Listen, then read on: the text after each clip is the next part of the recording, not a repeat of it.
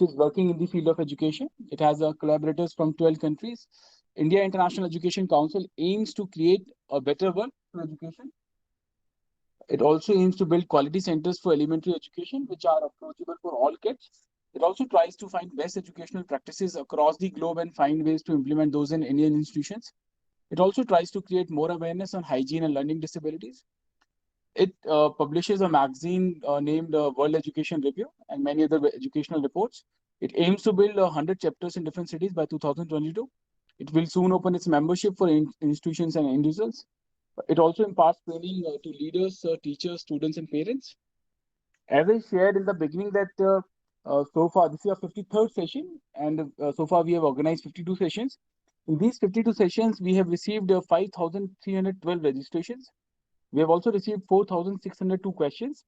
We have seen participation from 5 countries: India, USA, Qatar, Saudi Arabia, Nepal. And from India, we have seen participation from 19 states, 76 cities. We aim to organize 200 sessions. We would be reaching out to 100,000 educators, 20,000 plus institutions, and 1,000 plus eminent speakers like today's speakers would be joining us. Now, I would request, please join me in welcoming today's speakers. Our first key speaker for the day, Nobita Chopra ma'am. Nobita ma'am needs no introduction. She is a director of BLF's group of educational institutions. It has its institutions in different states like Delhi, Haryana, and UP. Nobita ma'am has vast experience of 3 decades as educationist. She has served as principal at Venkateshwara International School, Dwarka, and Sasdeva Global School, Dwarka. She is a MSc Physics with a specialization in electronics from Delhi University. She is a college topper and position holder in Delhi University.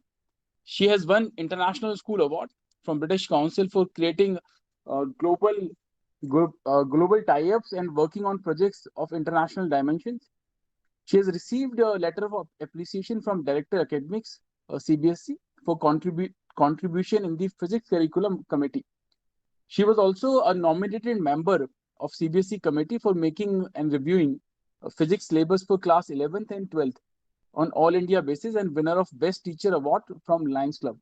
We welcome you, Nobita ma'am. Your presence, your support has been very special. Big thanks and welcome. Thank you so much. Our next key speaker, Geeta Gangwani ma'am. Geeta ma'am also needs no introduction. She is the principal with Bal Bharti Public School, Rohini, Delhi. She was a gold medalist in MSc with organic chemistry from Delhi University. She has an experience of 32 years in the field of education. Geeta ma'am has been working closely with CBSE as head examiner for AI SSC Science and Technology, head examiner for AI SSC Chemistry, examiner for PMT, supervisor for JER, Spot Evolution, and many other confidential works. She has received a Global Teacher Accreditation from British Council. She has also received a State Teacher Award in 2015. She has also received MHRD National Award to Teachers in 2017. She has also worked as ambassador with the British Council's school, and where she has got an opportunity to mentor large number of schools for adding international dimension to their curriculum. We welcome you, Geeta ma'am. Thank you for joining. Your presence is very special. Thank you. Thank you. Our next key speaker for the day, Mr. Jaswinder Singh. Jaswinder ji is the founder and CEO of Wordsworth ELT. Wordsworth English Lab is designed for India and is highly research initiative of ACT UNIV Group. It is a trusted educational company with 2 decades of service in technology, education, and training. Its expertise in technology, multimedia, and content development has been instrumental in presenting a world-class language lab solution for academia in India. In a short span of time, Wordsworth English Language Lab has managed considerable recognition across the country for its unique content methodology. Over 3,000 installations in institutions across the country stand testimony of the quality in product, implementation, training, and continual service provided by ACT UNIV and its committed network of dealers. We offer you big thanks, Jaswinder sir, for joining. Welcome. Our next key speaker for the day, Mr. Sunil Dangi. He's the founder and CEO of eMango. Mr. Sunil is an IIT graduate. He's having a master's degree in mathematics and scientific computing. He's a part and member of Institute of Actuary, United Kingdom. He has also worked with ICICI Prudential, HSBC Financial Risk Advisor at Ernst & Young, India and United Kingdom. He's an entrepreneur for last 6 years in telecom, food, and education sector. He has been doing a research on career counseling for last 2 years. Based on that research, he and along with his team have come up with this wonderful platform called eMango, which is a digital career counseling platform. So welcome, Sunil ji. Thank you for joining. Thanks, Rajul. Next key speaker for the day, Mr. Savio John. Savio is National Head of Quality with Torrens. Savio has been performing live since the age of 9 and has toured many cities with various bands across India. He's a gospel musician and has featured in many TV shows. He attributes his skills and knowledge to church music, which laid the foundation during his years of formation and music education. He is currently with Torrens, heading quality in India.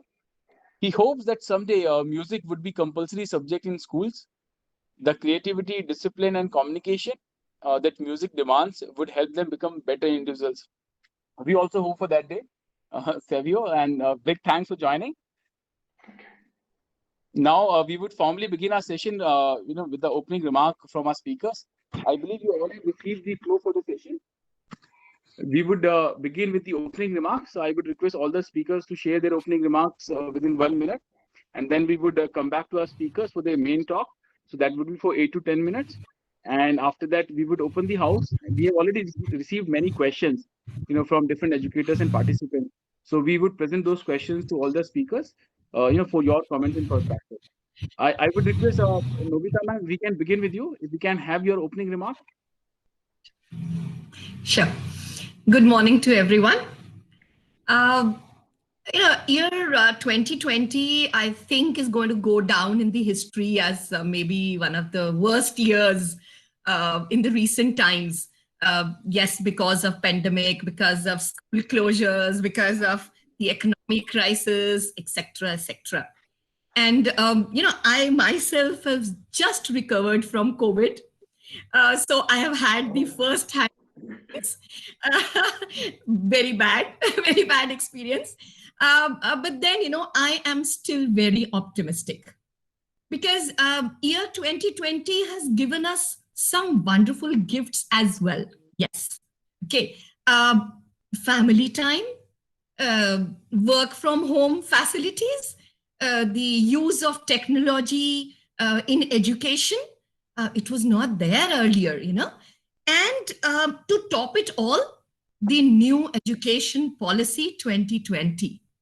After 34 years.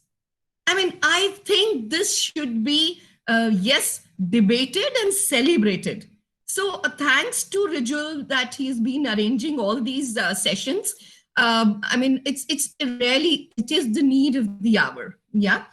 And, I think we are all aware that in the coming decade, India is going to have the most young population of the world.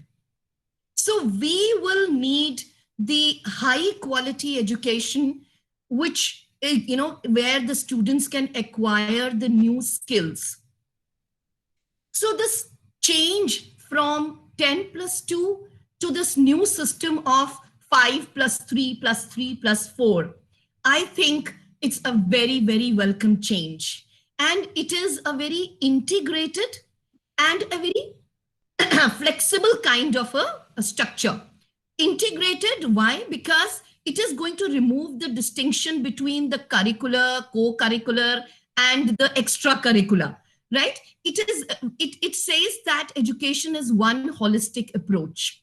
And flexible because it is going to give the students the whole lot of choice of subjects, which I think in future, we are going to have the best professional and vocational careers. So thanks, Rijul, and over to the next speaker, please. Yeah. Big thanks, Nobita ma'am, and your support has been, very special to us. And, since the beginning, you have always, given that support. Big thanks to you. Thanks for participation. I would request Geeta ma'am, if we can have your opening remark, ma'am. A very good morning to all, and big thanks to India International Education Council and to Mr. Rijul for organizing the event. Good to hear, Nobita ma'am, that you have just recovered. Our good wishes, and I understand that it takes a good amount of time to be normal once again. So wishing you the speedy recovery. And without sounding repetitive, I'll just continue from where Novita ma'am has left. And broadly speaking, for NEP, I would like to say that it's a very forward looking, futuristic, and promising document. And it focuses on multidisciplinary, multilingual, multi-effectual syllabi, and it talks about student-centric approach to education. However, teacher still remains the oxygen of the education system, and NEP focuses a lot on teacher training, teacher empowerment. I think all in all, uh, somebody quoted, I would not name the organization and the person, but he said that NEP is too good a document to be true. And I really believe it because I have this found faith that it is a visionary document. Hats off to the designers of NEP, but the actual success lies in the implementation, and therefore the executioners will now play a very, very crucial role in its implementation in the two spirit. And I would like to quote here that we should start by doing what is necessary, then we should start to do what is possible, and suddenly we will realize that we are doing the impossible. So, with this hope, I hand over to the next speaker. Thank you. Thank you, ma'am, and certainly together will make this impossible task possible. Right. So I now would request Jaswinder sir, sir, if we can have your opening remark. Sir, you're on mute. Yeah, thank you, Rajulji, and good morning to everybody. Being a person from the technology field, my first point, I'll add up to what Novita ma'am said. Yes, this is a year of introspection. As educationists, you've been running your schools from homes, but companies like us who work with schools have been sitting in the office thinking of what next could be done. So, in one way, the businesses were off, but in the other way, we got time to look at what more can happen. How do you develop better tools? So we worked on the entire year, working on better solutions, things like that. But one important thing, what this COVID has done to us, it has given us an opportunity to think beyond our beliefs. What we thought we would never be able to do, we've actually done.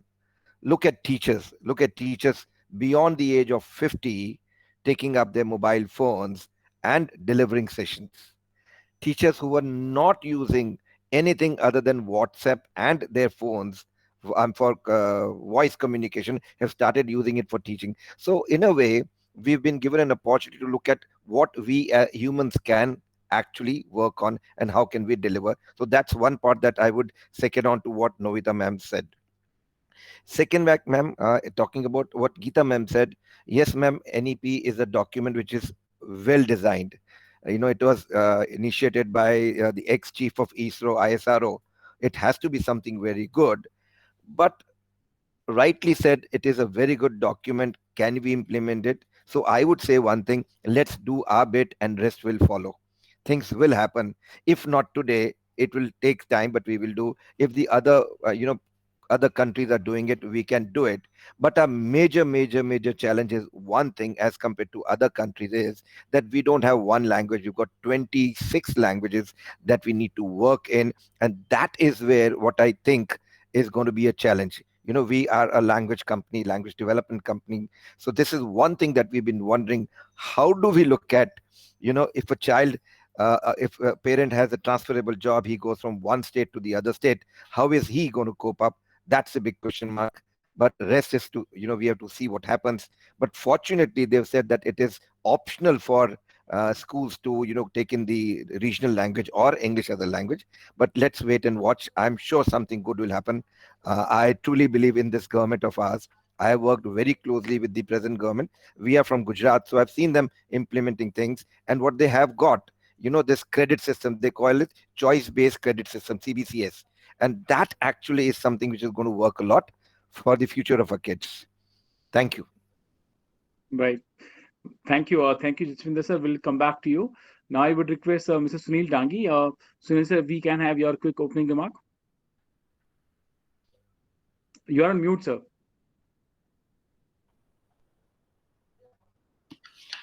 Good morning, everyone. Morning. We, as both the principals and Jacinda ji was saying, that during this pandemic, we parents, teachers, student, everybody has learned a lot. And like earlier, we have made our child. We have made the computer and technology. They are well versed. Even the parents are well versed with that, and even the teacher is well versed with that. Now, that's the positivity of that. Having said that, the effort put by the teachers is, I really applaud. My child is in the 4th class, and that the kind of effort that teachers are putting with the child is very, very good. If just imagine that if technology would not have been there and the teacher would not have putting the effort, it is just not about the learning. If your child would have been sitting idle at home, then it would have been very difficult for the parents as well as for the child. It could have lead to a lot of depressions kind of things. So I'm just head off to the teachers and the school administration, those who made it possible that even they are trying to teach, while the student is at the home. Now, education policy has been revised after 34 years. So I am going to discuss about the options which this policy is providing after class 10th. And as it does not try to fit the student only in 3 or 4 buckets. So I am going to discuss about that and how what kind of challenges could be there because of that and how those challenges could be solved. So my topic will be around around 9, 10th, 11th, 12th student, what kind of confusion they will come up with because of the new policy and how those can be solved. Thank you. Pass on to the next speaker. Thank you. Thank you, Sunilji. I would request Savio, if you can have your opening remark. Good morning, everybody. It is indeed a privilege to share this panel space with such an august presence of thinkers and individuals. People can relate to what they like and they look forward to. So it is common that when you go through this new NEP, you're most likely to pick up aspects and points of things which you like. That is the reason many of the speakers who've spoken before me right now, they have pinpointed on certain aspects, particularly in areas which they are gurus of. So we are not too far either. We are basically music aggregators and we are a music solution provider company.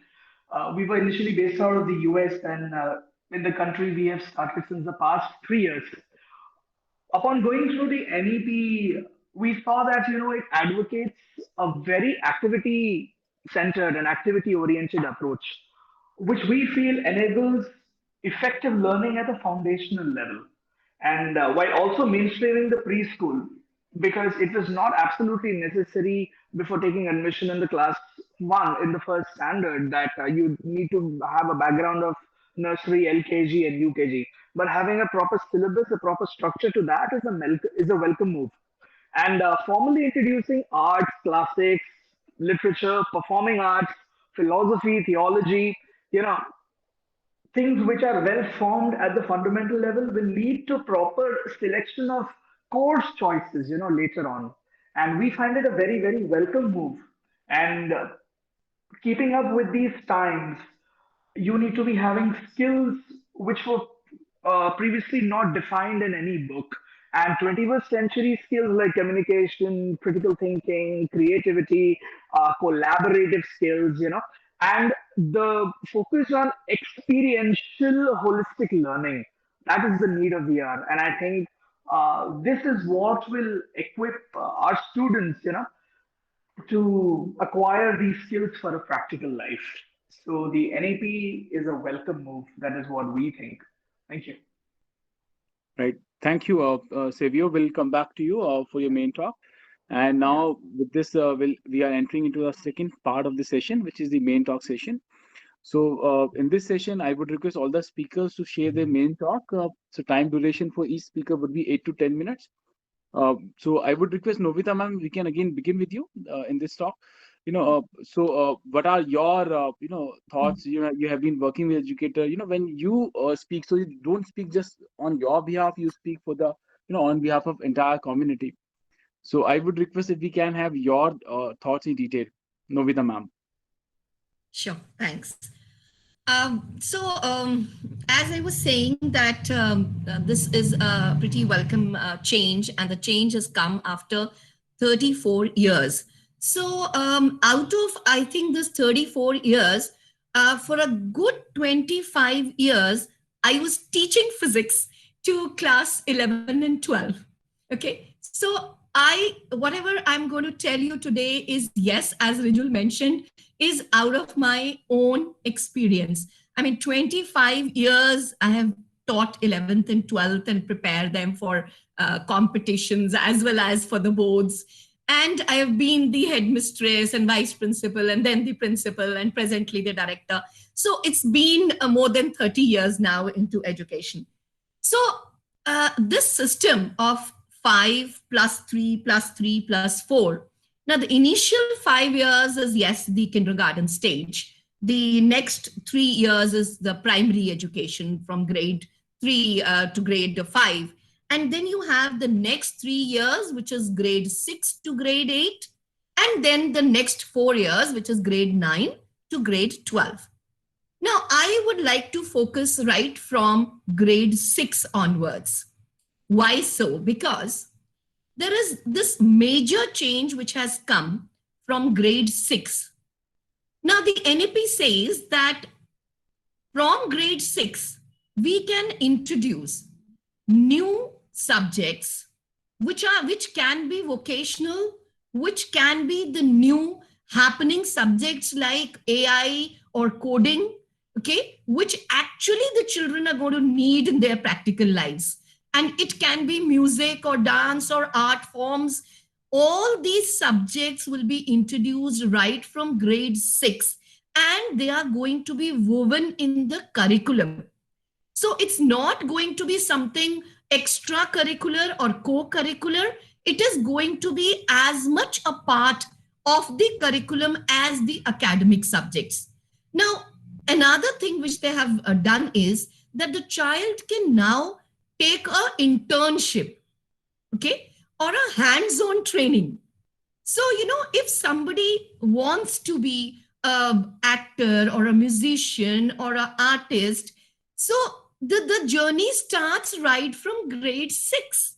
And imagine, even if he wants to be, a coder, or he wants to go for artificial intelligence or whatever. So the journey starts right from grade 6. You can go for internships, okay? And that will be counted in your academics, okay? So that is absolutely a wonderful change.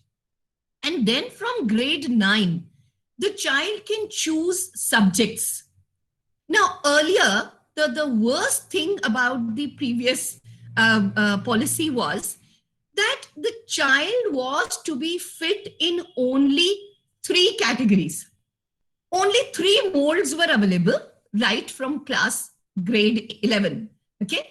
Either the child has to take science or commerce or arts. 3 molds are available. So the thinking was, okay, your child is very bright. He is doing very well in sciences. Okay, take sciences, okay? And put him in that mold, and he'll be coming out of that, becoming an engineer or a doctor. Okay, so your child is probably not doing very good in sciences, but fine, he's good in academics, so give him commerce, okay? And he will come out of that mold, okay? And become a CA or something else in the business. And if your child is like not doing good in academics, it was supposed to be the worst category. The child is not good in academics, probably he has no brain, okay? So put him in arts. This was the thinking, believe me or not. I have seen this from past 30 years. So he's no good for academics, put him in arts. Now this is going to change now. I am so happy. Now the child can choose the subjects right from grade 9. The whole banquet is available. The whole, he can just pick and make a bouquet of his own. I'll give you a lot of examples because my talk will never be over without my real life stories. I had one student who wanted to be a pilot. Now, for becoming a pilot, he needs physics. Physics is compulsory. Okay. Now that means he has to take sciences, but he used to hate chemistry. And his question was, ma'am, why should I study the higher level chemistry, the compounds and the solutions? And I want to become a pilot. I will not be using it in my life. Physics, yes, I need. Probably, if I can add political science or economics, and, these are the things which I'll be needing. But there was no choice. The poor fellow, he had to take all those sciences subjects, and just for becoming a pilot, he had to do it. Another example I would give you. I had one child who was like, right from class 8, I observed him. He was like having a very good physique, very good looking guy. And, he was kind of missing and bunking his classes. And he was always found outside. And being the headmistress of the school, one day I caught him sitting with a girl. And, I thought that let me just have a talk with him that, what's wrong? Why are you not in your classes? So he told me that, ma'am, I'm absolutely not interested in this. The science and maths just goes above my head. And, I want to take up some art field. I'm good at fashion. I'm good at, now at that point, I'm talking about 10, 15 years back. And at that time, there was absolutely no option available. Yes, I did a lot of counseling to him. I showed him the carrot that, okay, if you just pass through these years till 12th class, you can go to NFT, the fashion designing thing, or the drama thing, or the theater later on in your years, and you can make a career. But you have to, these subjects you have to clear. If you don't give your board exams of 12th class, you'll be nowhere. And, counseling. Today, he was maybe the lucky one. Maybe the counseling worked, or maybe his passion worked. So he was a lucky one. He survived. And presently, yes, I can proudly say he's one of the best actors in the TV. Karthik is his name. And, he's doing very well. But, I really feel if I had those choices at that time, we could have given him so much more at that time where he wanted, nothing was available. Okay. I'll take up one more last example to make my point even more clear, because I know Savio is smiling at this because yes, it is his subject and his topic. So, this is what maybe this is your story as well. So, yeah. So I'll give you one more example. I was in DAV school, and at that time, DAV used to have 8th class board examination. And one child in class 8 came up to me one day and said, ma'am, I have hacked DAV website. And I was like shocked. I'm talking about again 15 years back. At that time, we had, just introduced computers and website, and we have never heard of the word. We have hacked a DAV website where the marks were, fed for class 8, the board examination all over India schools. There was a single examination. And, but he showed me, he proved it. And his intentions were good because he never changed his marks. But he showed me that he had that skill when he was in class 8. He could hack a website. Unfortunately, again, at that time, we had nothing to offer him. I kept on, he came to me when he was in class 11th. I know how I made him clear his 11th and 12th class examinations because he was not interested in those textbooks, physics, chemistry. He says, I don't want this. I want to do coding. I'm so good at it. By the time he was in class 11th, he had some papers which he had already forwarded to foreign universities, and he was making websites and he was doing so much. But I had only one mold. Take sciences, study your physics, chemistry, maths, give your engineering exam, do a computer engineering, only then you can do something. Yes, I made him, I just forced him. I will be very, very honest. I made him cram the physics and the chemistry questions and made him clear his board exams. And yes, he did his engineering. And, presently, he is working with Facebook as an official hacker. And I don't know how many zeros he has in his pay scales, But my point is that I lost such a good, great mind out of India because I myself told him, say, you cannot survive here. In our education system, you have to be in this mold only. And only then you can do good. So he had to go abroad after his engineering. And there, just in 2-3 years, I'm telling you, he's at such heights. So all this, I am really hoping, I am very optimistic that all this, yes, it will take time. Yes, it is not easy to change education systems which were prevailing for 34 years. It will need a lot of effort on the part of the teachers as well, on educators as well, on everything connected to education, but we can do it. I am really sure that we can do it.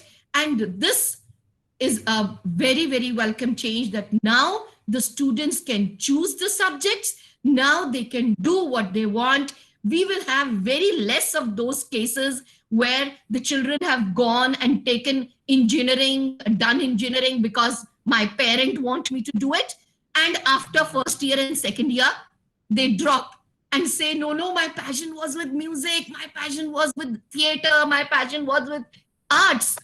So all this is going to soon change. And this new education policy is going to bring that. So thank you so much. And so I am available, Rijul, for any further questions. Yes, thank you. Right. So big thanks, ma'am. And, your example is again a proof that if we have inspiring educator like you, so we don't need even NEP,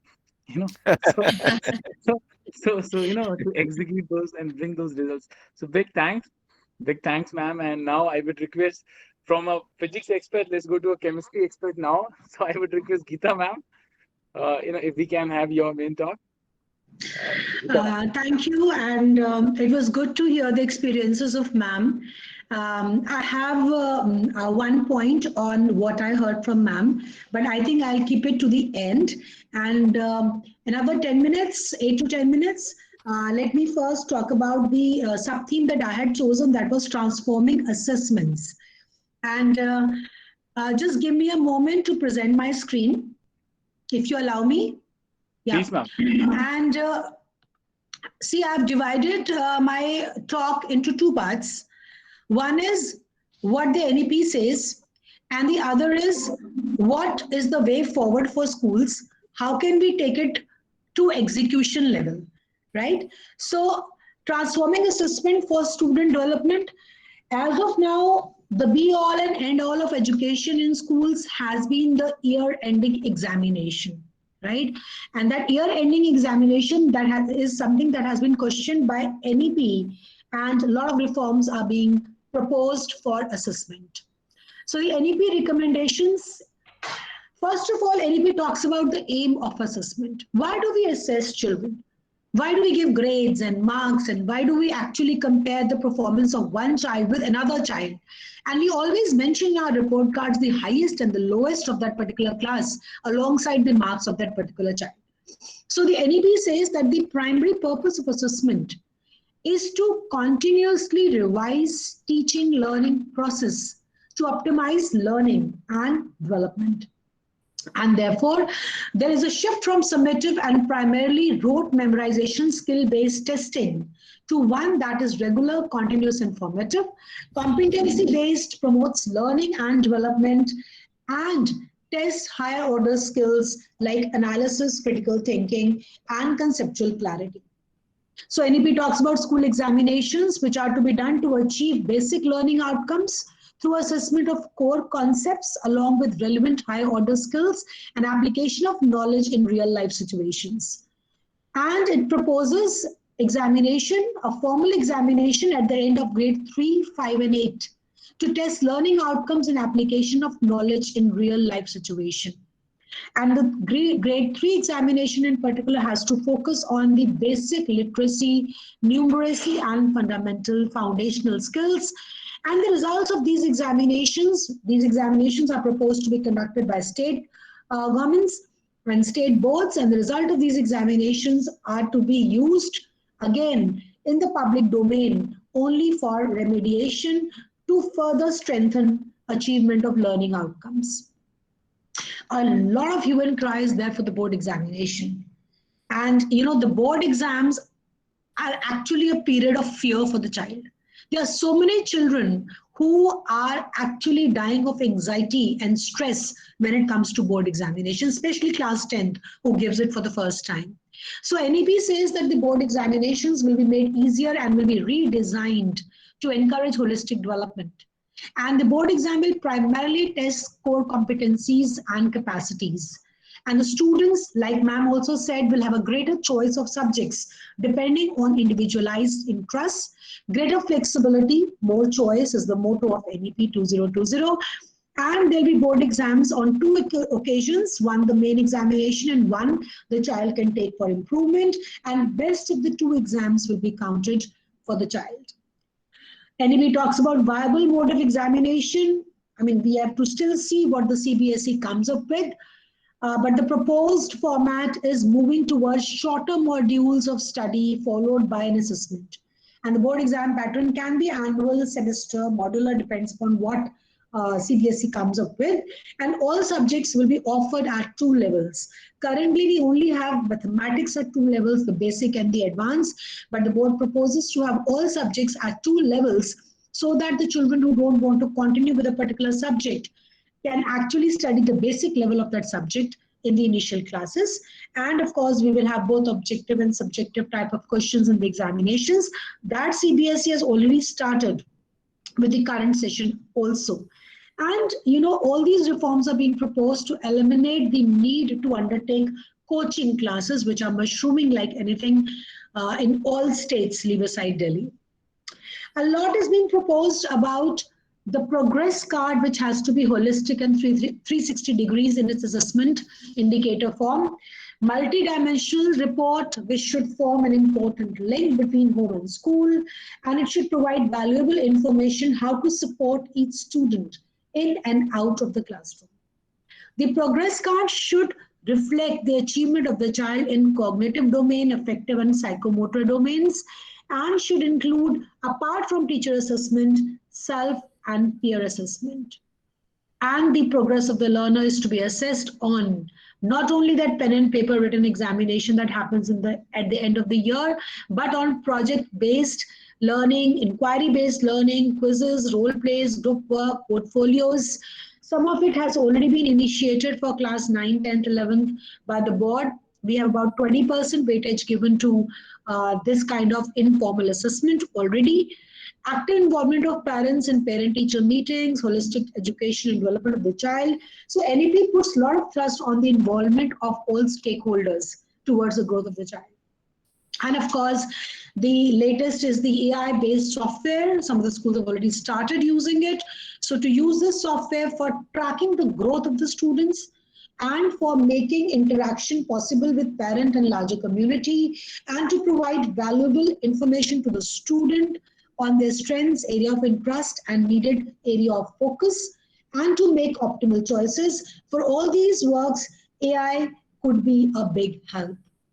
And we have the NEP proposes the formation of Parak to set norms, standard and guidelines to help the schools shift their assessment patterns and for sharing best practices and ensuring equivalence of academic standards. You have the National Testing Agency that is to come up with high quality common aptitude exams, specialized common subject exams, and to conduct entrance exams. NTA as it is doing a good job, but has to work towards achieving all this in near future. So what is it? That is the implication for the school. What could be the recommended action plan? Of course, we have to wait for the state guidelines. The state has to truly adopt in toto the NEP and give us the guidelines. Meanwhile, what do we understand about the implication for schools, and what is it that we can start doing or start planning actually till the final guidelines come up to us in terms of assessments? So NEP talks about curriculum restructuring, pedagogical innovation and assessment. Here I have to say one thing. See, I believe that we assess what we teach and we assess how we teach. But I think the reverse is also true. We teach what we teach and we assess how we assess based on what is the demand of the examination at the year end that is being proposed by the CBSE or by the state government. So if the board proposes an year-ending examination on a particular pattern, our pedagogy of teaching has to be in sync with that, and therefore all these three areas have to be interlinked, interwoven, and has to be planned hand in hand. You can't think about assessment reforms independent of curriculum and pedagogical innovations. Right now, the focus is on pedagogy, teacher on the stage, teaching. We have to move from pedagogy to andragogy to heutagogy, so that when it comes to heutagogy, it is a child who is at the core of the teaching learning process. The child decides what he wants to learn and how he wants to learn. It's a self-directed learning that NEP talks about, and the teacher is there only to guide and act as a facilitator. When it comes to assessment, I think teachers need to think and ponder on all these serious questions. Why am I assessing? What am I assessing? What assessment method should I use? How can I ensure equality in my assessment?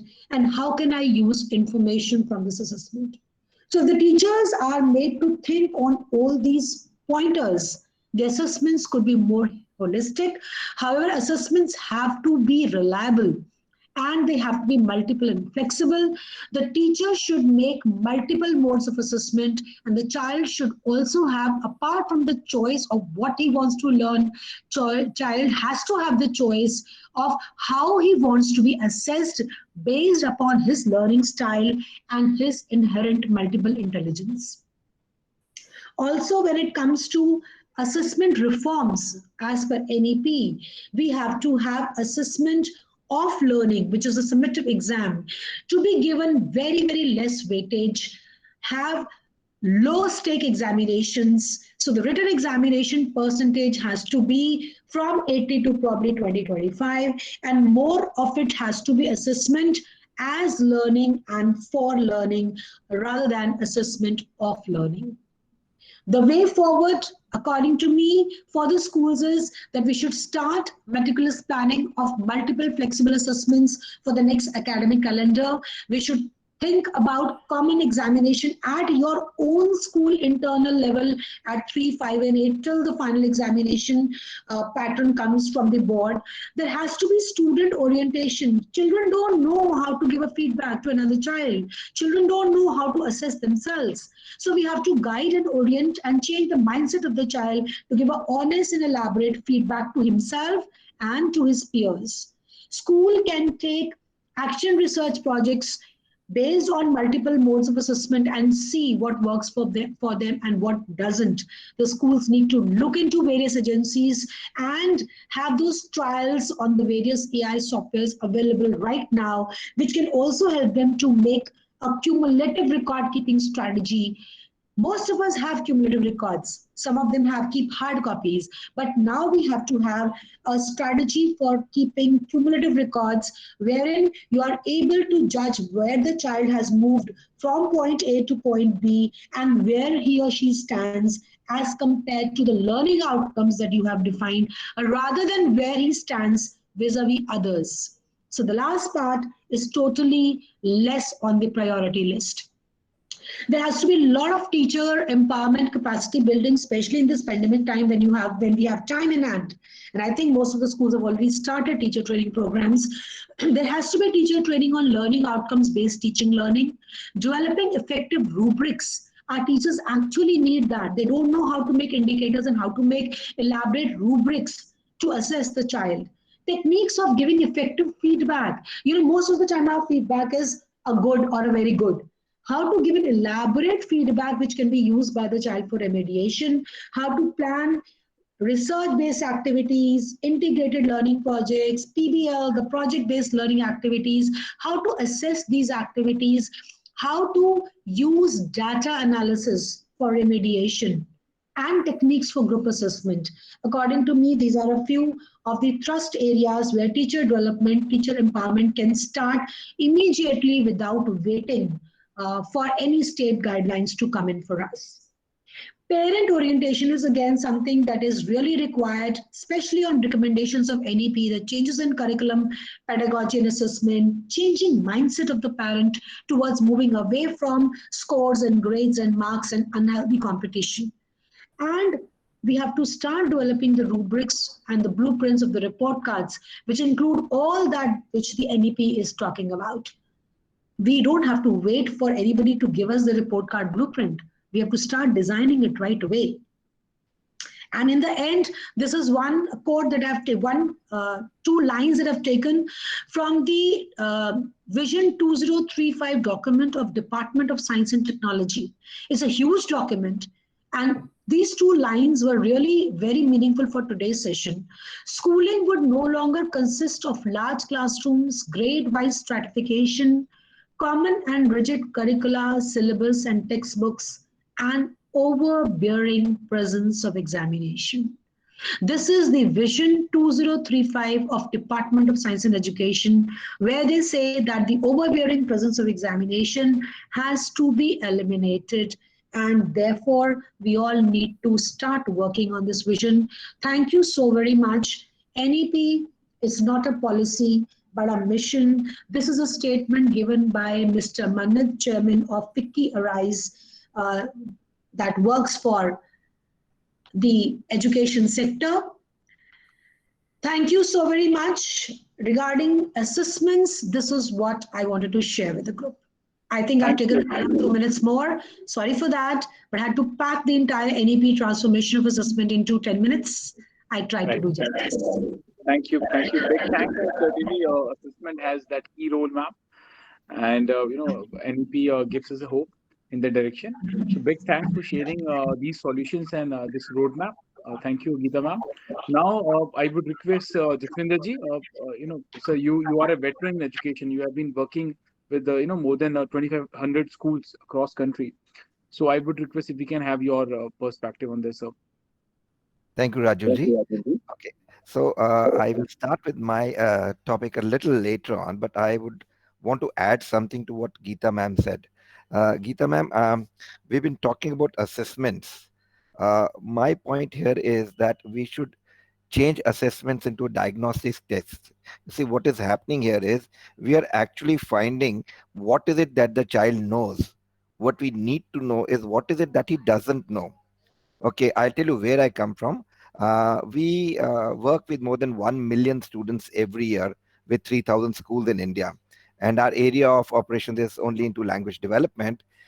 We last year conducted diagnostic assessments for 20,000 students for around 10-15 schools in India. And post that, when we were able to show it to the teachers that this is where you need to work, and then we did the post assessment and things changed. So I strongly believe that yes, assessments are important. The way they are taking assessment as of now, the test is not the right thing, but diagnostics is what I would always promote and talk about, that is what we need to do. Whether it's math, science, English, any other subject, I would normally talk about English, but because we've seen the change that it gets in. Second is, we need not just go and give marks. We need to find out that, okay, if this is a certain aspect of, say, language, how do you work upon it? Because you see, what we've started doing is working on giving the rationale that if this child has not fared well here, what could be the reason that he did not do well here, and what needs to be done? Because yes, like rightly said by ma'am, teachers are not ready with the right kind of tools or the right kind of information or knowledge of how to overcome a certain thing. They know that if a child is not good, he's not good, or if he's good, he's good. Let me do it again if he's not good. But if a child has not understood first time, he may not understand the second time when you repeat the same thing. So we need to understand that how do we go about tackling areas where there are skill gaps. That is one thing. Novita ma'am, I would want to come out to one more point that you said. I have been working under the choice-based this system in Gujarat. Great, it is great. It's something very good that a child should only take up subjects that interest him. That is how India has a lot of brains, a lot of smart people, but our smartness is always capped down by the only available streams that was earlier there. But my question is logistic-wise, how will schools manage so many different classes out of one class? This is something that we need to worry about. Say, if I don't like mathematics, I like biology, I like physics, and I like, say, humanities. So there will be Yes. small groups the way they have in other countries. They can afford it because Yes. there the teacher to student ratio is much better than what we have here. I am really, really Hmm. scared how we're going to do that. And that's one question. It So, is not a I question to think you. if you want me to answer it right now, I can do Yes, ma'am. that. Yes, ma'am. Yes, ma'am. What we can do, just like in other countries, instead of having a classroom where, let's say, we say that you are in the grade 10th A, so everybody goes there and attend the classes. Now, instead of that, in other countries, what they do is that there are rooms subject wise. So there is Yes. a physics, there is a chemistry room, and there is a so the students have to go and attend their subjects. So we will gradually shift from that class to the subject-wise class, because now the options are going to be more. So slowly, but it is going to happen very slowly, because none of the schools will be able to provide all the subjects at Infrastructure. just, so it will happen gradually. Yes, So, ma'am. but yes, it has more positives. So logistics will work out. We'll It's have like to work saying out. Yes. Vaccine बनाना बहुत मुश्किल है, जी, logistic तो हमें जी. yeah. Yes, Geeta ma'am. Yes, ma'am.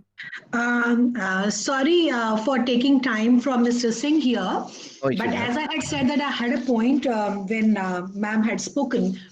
So I want to support Mr. Singh here in saying this. Again, before I say something, I will say nothing is impossible.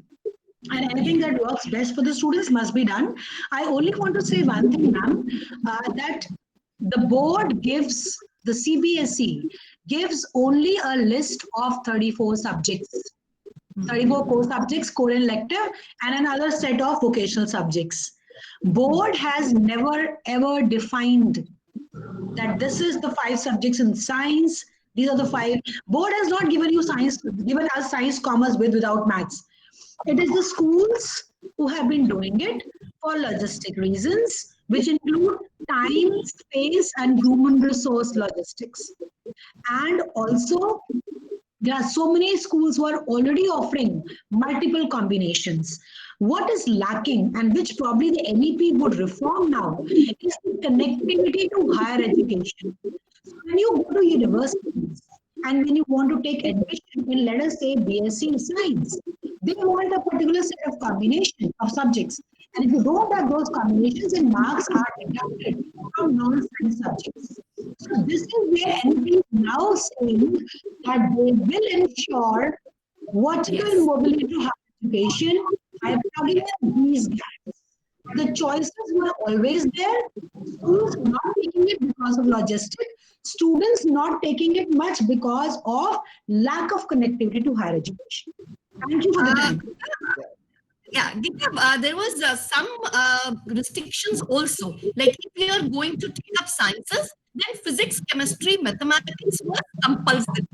Now, No, that you ma'am, take maths is not never it is never compulsory. Board doesn't give any combinations, ma'am. It's a free list of subjects. But आप एक बात और भी देखो ना. See, if a child wants to become a pilot, as you cited, the parents and the child and the teachers always recommend a set of subjects wherein supposedly he is not able to make that particular career as choice due to whatever reasons. Then he should have the subjects entitled him to parallel or other alternative courses. So any and every combination there also.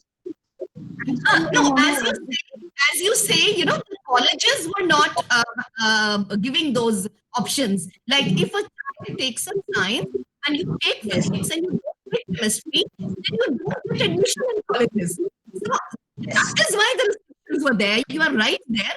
The restrictions were because of the higher education, which now anything has moved. So now the kids are going to have lots of choices.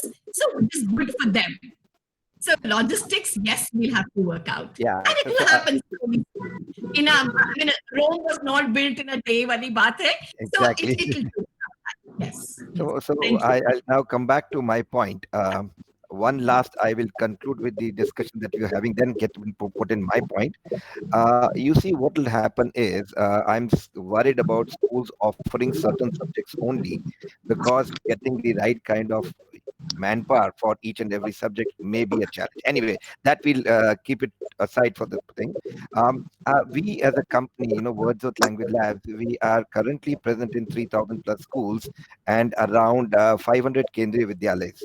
So what we've done is now looking at what NEP says. It says that the initial years of education can be in any language. That's very good because understanding is easy. But I'm worried that the schools will have to use both the languages, so that's going to come in. So all the more English becomes more important. Keeping in line with what NEP has asked, we have recently developed a language lab for Sanskrit. This is the first lab in the world, the first formal lab, and it has already been implemented in all these 500 Kendriya Vidyalayas. And this year we are going to see how well they do it. And you know what we've realized, that though Sanskrit is going to be made compulsory everywhere, we don't have that many Sanskrit teachers. So what we have done is we've developed this program in such a way that Hindi teachers will be able to help students study Sanskrit as a subject. And what we've done is we've actually made this online. You see, what is happening is, my other belief is, or what I'm scared about is that with so many different subjects and so many different options, students may not have that much time in school. So what we've done is we've now transformed everything onto the web. Our entire solution now works on the web. So what happens now in the school, teachers will talk about certain things and students will actually have to go work at home, which we call as flip learning, get ready for the next team, and then come and work. So that is what is happening. So technology and internet is going to play a very, very important role. And likewise, NEP also supports that. So I conclude my talk on this, that yes, there are a lot of challenges, but yes, there is light at the end of the tunnel, which seems a little long, but I'm sure we'll be able to go to the end. Thank you. Thank you. That was so engaging and interactive, talk, Jaswinder sir. A big thanks for sharing these perspectives. And we know that, you have been doing a, big research, or I would say a kind of study, in that domain for so many years now. So big thanks for participating and sharing your thoughts. Now, I would request Mr. Sunil Dangi. Sir, after studying physics, after studying chemistry, after, I would say after getting assessed, we all have an aim for a good career, so that we must get the right career, right, passion if we can get into. So I would request Mr. Sunil Dangi if he can share more lights on that, how this NEP, help us, in that direction, in choosing right career, the right subjects for us, and what are your thoughts, Sunil Dangi ji?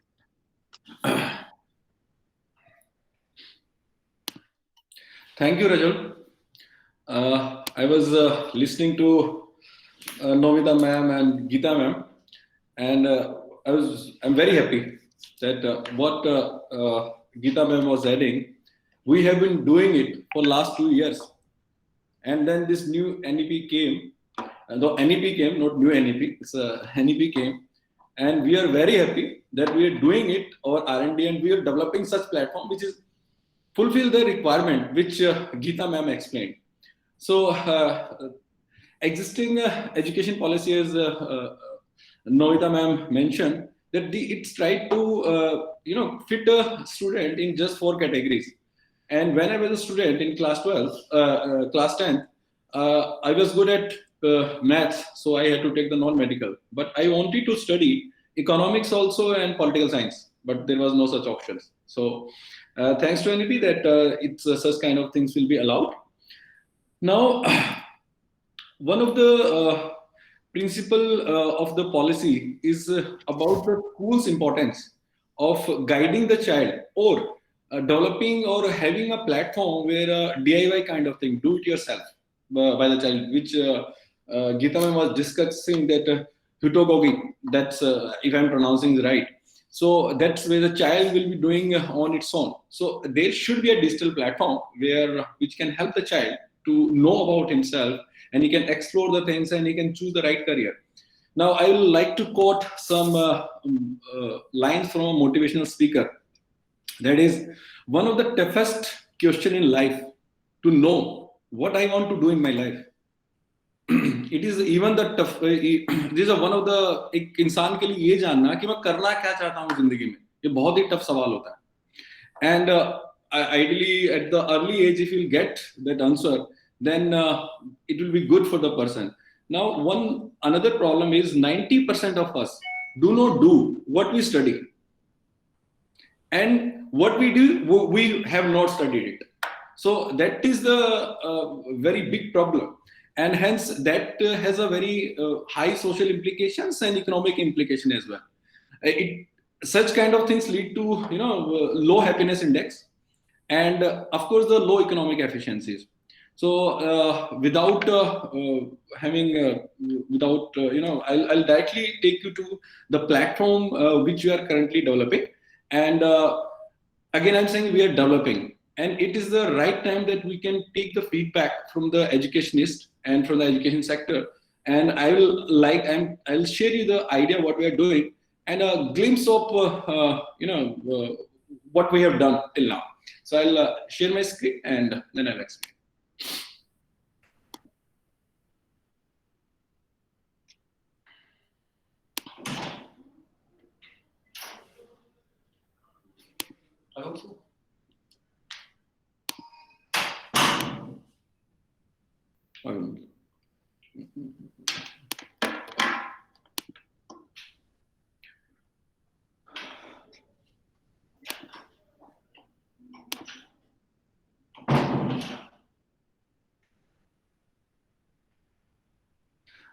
This is the name of our organization. That's eMango. That means education management on the go. It is not apart from learning, there are lots of other things which needs to be done. And education management on the go, apart from the learning point of view, you can manage what you want to learn, and you can come to know what you want to do, right, for the child. So that's why the education management, it's a totally digital platform, and it's of course AI and machine learning based platform which we are developing. Now we are trying to solve a problem, and the problem statement is the conventional ways of choosing the career seems to be not the right way. Now, what are the conventional ways? Generally, a child choose the career under the guidance or influence of parents, peers, society, family, teachers, and nowadays internet also. But the question is, are these people aware of all the career options? Or even if they know, do they have the sufficient time to explain to the child? Do they understand a child's ability, personality, interest, and emotional intelligence to give the right guidance? Or do they even know the path to reach at the epitome of a particular career?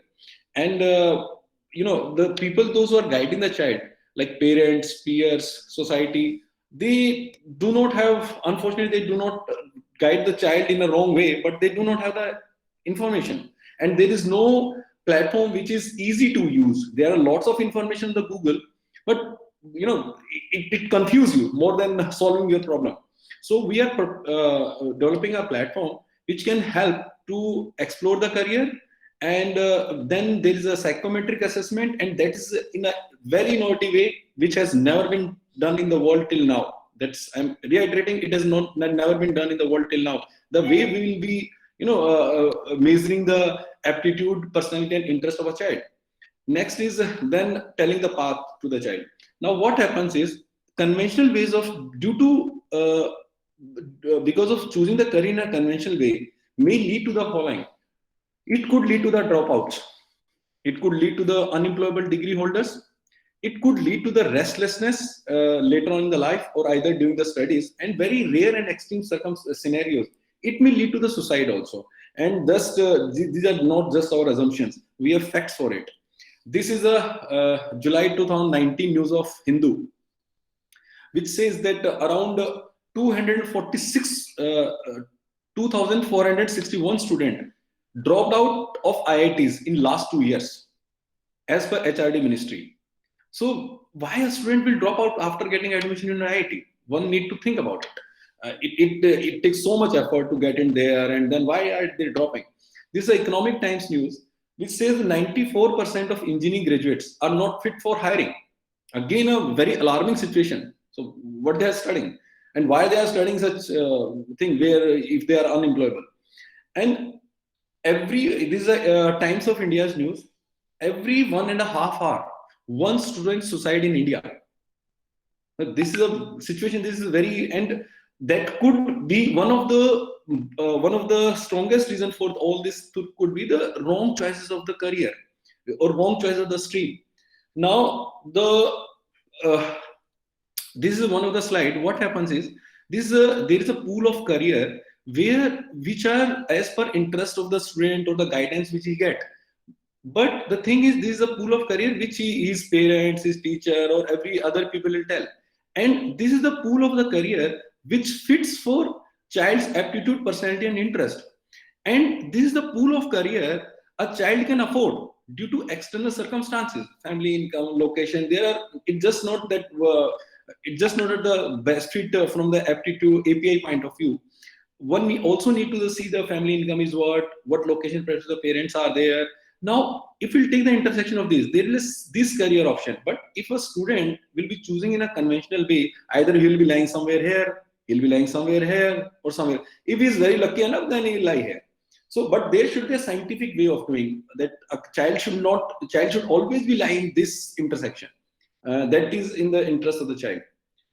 Now, the solution. As I said, that there are the people those are guiding the child are not aware of the careers. There should be a technology platform where child can explore, or the parents who wants to guide the child, they can explore. And after exploring the career, there should be a psychometric assessment using which we can find out the API of the child, that is aptitude, personality, and interest, and hence that is mapped to the best fit career as per the API. And after shortlisting the career, telling the path, that which courses, which college, what are the entrance exam, all this guidance should be there. And our platform is solving all this problem. Now, next is the thing which we are doing is lead to the happiness, increase in the happiness index, because the people will be doing the work which suits their API, then definitely they are going to be happy. And if they are going to be happy, what they are doing, the economic efficiency is going to increase. It has such an importance. Now, this is the survey which we did. Now, and it is not just from the school point of view, even the parents want such things. 92.4% of the parents need a platform to explore career, colleges, exam, and scholarship for their child. 94.4% of the parents think that scientific way, such as knowing personality, interest, and aptitude, can help to find the best fit career. So, parents are also aware of such things. They need such things, but do there exist a platform which is simple and effective? Now, you need a career counselor, but if we'll see, in India, there are one counselor per 3,200 student, where in US there are one counselor per 21 student. So in our country, this problem cannot be solved with the help of humans also, just with the help of humans. We need to take the help of the technology to the large extent so that we can escalate it to the masses. Now, what we are doing is, our two major principles are that we are making the solution easy, so that people do not refrain themselves from taking the solution. And next is, this is what is expected from the school administration. Parents and child both expect that teacher should help us to find out the best stream for us. They should help us to find out the best colleges, best exam, for which college and exam we should appear for. But does the school have such platforms, or do the teacher has the time to explain all those things? Now the question is, we have in our platform we have the career library, we have the psychometric assessment, and the reports are also in a very interesting way. And these are the few schools, those who are using it. It is very easy. That I'll just click on one. This is some school, Emerald Convent. Then what we're doing is, it's very easy to use even for the schools. On their website, we are putting just one icon, like explore career. A student will go there, he can start exploring all the careers options there, and all the information is available in the audio-visual format. There is no, from the parent's point of view also, from the child point of view also, everything has been explained. What are the future prospects of this career? What are the salaries? Where generally the parents are more interested. And then everything like what are the job prospect in future, what are the future prospect moderate in current near future, long term future, what are the jobs in the past job trends, like these were the jobs in 2017, then 2018, then 2019, and these are the salaries in India at entry level, minimum maximum, at middle level, minimum maximum, and salaries across the globe, right? And these are the few famous personality, and these are the related careers. Now a child can easily log into the portal, and he can easily see everything there. It is so easy to use. I'll just take you to the student dashboard. This is a student dashboard. Now a child can explore. This is a student profile. What is the suggestion for the child that comes on the basis of the profile which has developed, which stream he has taken or which subject he has chosen, and based on that, AI-based suggestion will keep on coming. Then this is the child wish list, where he can save that which career he wants to go for. For example, this particular child has chosen the 4 careers. Now he can go and explore the careers further. For example, for example, digital marketing. He's going there, and he can just, this is a very interesting video.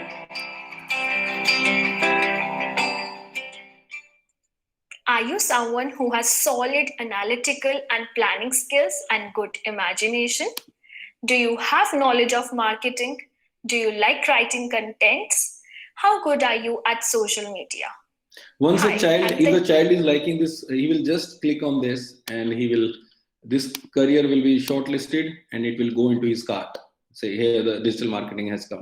Or say, if a child wants to explore the colleges and exams he wants to appear for, then he can just go, say, college and exams page. He can explore the colleges, what is the rank of the college, what is the admission criteria, and everything will be there. And then he can keep on, just All India Institute of Medical Sciences. He can click on this, and then All India Medical Sciences will be added into his cart. Then he can again explore further the college, and back to wish list or back to college exploration. He can go to dashboard, and then he can choose the entrance exam for which he wants to appear for. Every information the entrance exam is available. Say he wants to appear for any exam, he can shortlist, and this exam will be added into his kitty. And then there will be an automatic reminder for the child based on the exams he has chosen. And then let's go to his dashboard again. This is a dashboard. This is a student can complete his profile, like Geeta Mai was telling. There should be a digital platform where one can save all the information about himself or herself. And this is the platform I'll show you. Say there are education. he can save the marks of his all the classes, which is available in a hard form, but it will be available in a soft form also, and will present this information in the graphical format. And then he can say, he can keep on adding, he's a class 12 student, what are the marks in physics, say 90, what are the marks in whatever, say biology, say he has got 98 marks. He can keep on adding, and he can keep on adding his classes, and he can add in which year he passed the class 10th. Then he can keep on, and all this information will be then presented in a graphical format. There are holistic performance, and there is aptitude test, and everything will be there. And the most beautiful thing is that our tests are in the gaming format. Actually, we are not making the things boring for the child. Our aptitude, this API test, which I'm saying, aptitude, personal interest. So this is the generally a question asked from a child. "Aap kya banna chahte ho?" But nobody, and this is our character hero. A child will be playing the game, and his assessment will be done. That its aptitude, personality, and interest will be checked. Now, as we are not a psychologist, so we are working with R&D department of IIT Delhi for this. We have agreement with R&D department of IIT Delhi, and they are developing this test for us. And mind it has never happened in the world that a psychometric assessment from the career counseling point of view has been converted into a game. We want to remove the boredom of the child. That child should not get bored. There should not be 150 questions in that. Text-based text, and there are 150 questions. Highly likely the child will be taking the test. And if he is taking, then he will not be taking it seriously, as the report is going to be not good. So that's all about our platform. And it's a very schools are already start attaching with us, and we are, it is in the beta, it's a beta version, and it is for to take the feedback from the schools and principals, and so that's what about our product, and that's all. And thanks for hearing me out. Thank you very much. Thank you. Thank you, Sunilji. And now I would request Savio. I'm sure you can bring some additional to this, some musical end to this second part of the session. Savio, I would request if you can hear from you. Thank you. Thank you, everybody. I would like to begin with thanking Novita ma'am, especially for what all she said. I could actually, resonate with every single word of what she was saying, And if I had an educator like you during my growing years, ma'am, I would have definitely taken formal music education as my mains. I did learn music, but with proper guidance, I know I could have done so much more. So thank you for whatever you said. I was just going through Twitter a few days back, and I know many of us who are into technology must have heard this. One of the greatest minds of this generation, Elon Musk, last Sunday, he's the CEO of Tesla and SpaceX. He said, if you don't have a college degree, it will not hold you back from working for Tesla. He said he is looking for people with deep understanding of their knowledge of the stuff in which they are working.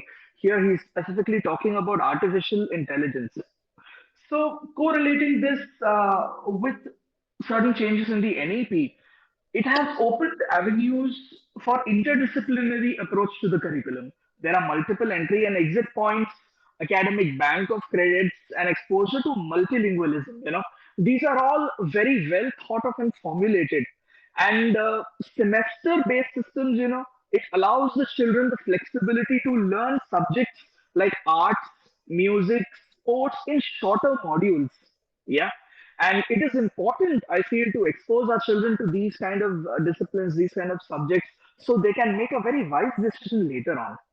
And I remember last year, Torrance Music, we had gone to pitch our services to a premier school somewhere around central India. I will refrain from taking the name of the school, the educator, and the director of the school, who the person was.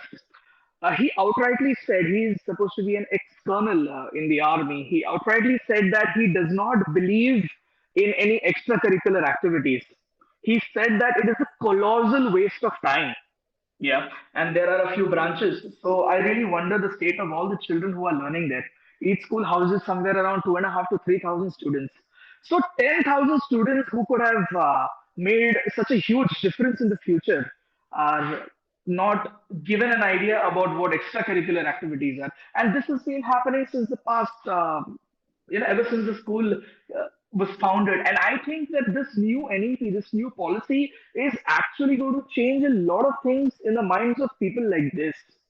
Yeah, and activities have always been there. Some schools understood the importance of activities, some consider it mundane, and most of them, while they focus on academics, I have honestly seen most schools measuring their success only in the terms of board exam pass percentage. Yeah. So let me just talk about some activities, music to be specific here. And in the end, with your permission, Rajulji, I want to just show a very small video about what our children have done during Children's Day. So getting a music aggregator or a panel, I'm sure many of you all would be looking forward to some kind of a musical ending to the program. Okay, so we'll just talk about how music helps the children in these times. Something common and which is rising in huge numbers between the ages of 6 to 14. Children as young as 6 as well. Something which was not seen previously. Cases like depression, anxiety neurosis, fear psychosis, attention deficit hyperactivity disorder, and suicidal tendencies.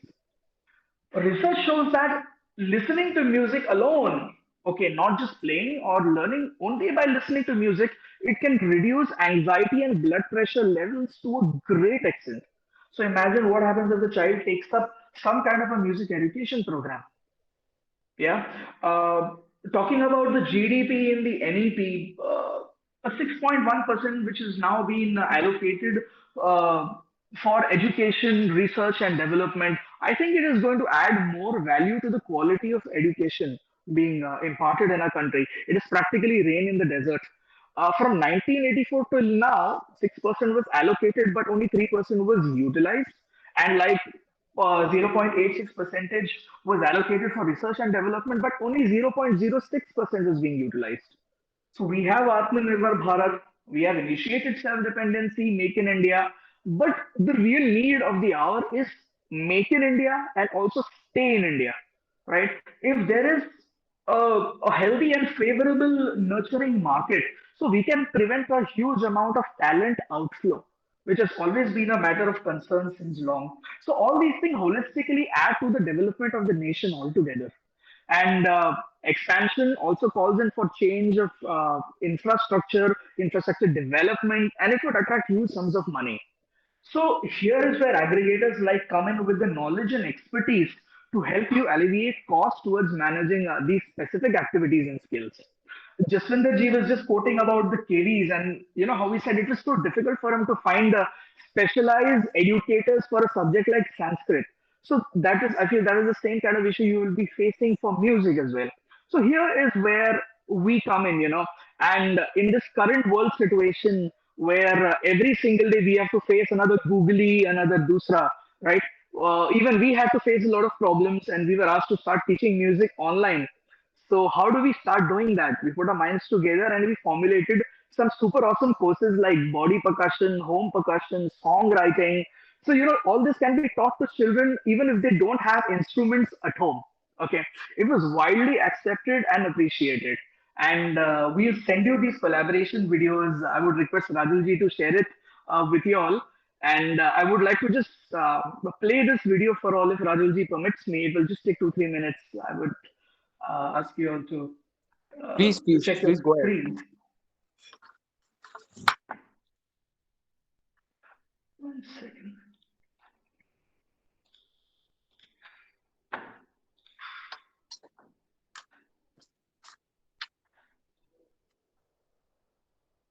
Okay. Are you able to see the screen, everybody? Yes, Savio, we can all. All right, wonderful. I would just request you all to turn up the volumes on your machines. So this is what our children did, and from the comfort of their homes. It's very difficult to do a collaboration video, getting all these children together, but this is what we have done.